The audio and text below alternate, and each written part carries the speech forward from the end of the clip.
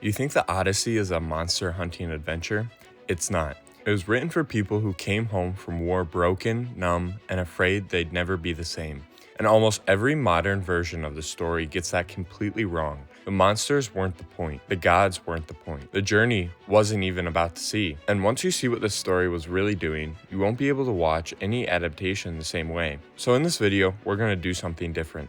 First, we're going to talk through the Odyssey once, so the full story makes sense. Then, as we go, we'll strip away the fantasy and show what each monster actually represented in real life. Because this poem wasn't teaching people how to survive monsters, it was teaching them how to survive coming home. And here's why that matters. The ancient Greeks lived in a world of constant war, dangerous travel, and long absences. Many men left and never returned. Others came back, changed in ways they didn't understand. The Odyssey survived for nearly 3,000 years because it spoke directly into that fear. This is not a story about victory, it's a story about endurance. But here's the twist that no one mentions. The journey doesn't begin with monsters.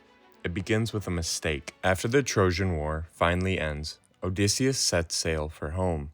He should have been gone for a few weeks. Instead, he will be gone for 10 years. Almost immediately, he and his men raid the island of Icones, not out of necessity, but greed. They stayed too long, they celebrated, and they ignored the warning signs. And then, they attacked. Men died. The lesson is immediate and uncomfortable. The danger doesn't come from fate, it comes from terrible decisions. This isn't just a myth. It's what instability feels like after war, when discipline slips and consequences arrive fast. Soon after, they land in a place that seems peaceful, the land of the Lotus Eaters. The people there offer a flower that makes you forget everything: home, family, purpose. Those who eat it don't want to leave. They don't feel pain anymore. To a modern reader, this looks like fantasy. In reality, this is one of the most realistic moments in the entire poem. To someone who has seen violence and loss, the temptation to forget, to numb out and never fully return to real life is powerful. Odysseus has to physically drag his men back to the ship. Pause for a second. This is the first monster in the story, and it doesn't attack anyone.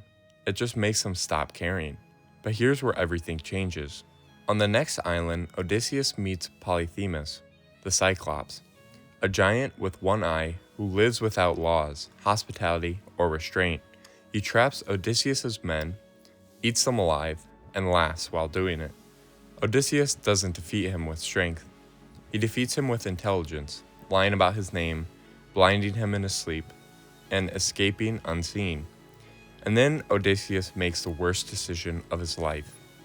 As they sail away, safe at last, Odysseus shouts his real name back at the Cyclops. It's pride, pure and simple, and that single moment curses the rest of his journey, because Polyphemus isn't just a monster. He represents a world with no rules, no shared humanity, and only raw power. And when Odysseus boasts, he invites that chaos to follow him home. This is the mistake that haunts everything that comes next. From here on, the sea itself turns hostile. Odysseus receives help from Aeolus, keeper of the winds, who gives him a bag containing every storm. Ithaca comes into view. Home is right there. But once again, Odysseus's men don't trust him. They open the bag, convinced it holds treasure, and the winds explode outward, blowing them far away from home. This is where the Odyssey quietly becomes something else. Because the story is no longer about monsters, it's about leadership, about what happens when trust breaks down, about how close you can get to home and still lose it. Next comes Circe, who turns men into animals.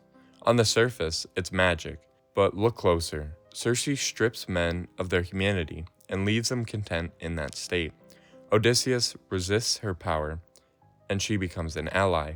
She tells him something no hero wants to hear. Before he can go home, he has to confront the dead. This is where the Odyssey stops being an adventure and starts being psychological. In the underworld, Odysseus meets fallen warriors, old comrades, and his own mother, who died waiting for him. This isn't a spectacle. This is guilt. This is grief. This is the realization that time doesn't pause while you're gone. When he returns to sea, the tests become sharper. The Sirens promise knowledge and pleasure so powerful it would destroy you. Odysseus wants to hear them, but not die, so he binds himself to the mast. This is not bravery, this is self-awareness. He knows his limits and plans around them. Then comes the cruelest choice of all, Scylla or Charybdis. Lose 6 men or lose everyone. Odysseus chooses, and people die. Now the poem forces him to decide what kind of man he really is. Finally, his crew makes their last mistake. They kill the sacred cattle of Helios. Hunger overrides discipline. The gods respond with finality. Everyone dies except Odysseus. He washes ashore on Calypso's island, where he is offered immortality, safety, and comfort. No suffering, no risk, but no return. Here's a question Homer wants you to ask yourself. Would you take that deal? Odysseus doesn't. He chooses home, even if it costs him everything. By the end of the Odyssey, Odysseus does not return to Ithaca as a poor man in the literal sense. He is still king. His land, his household, and his authority still belong to him. But he does return stripped of everything that wants to find him as a hero.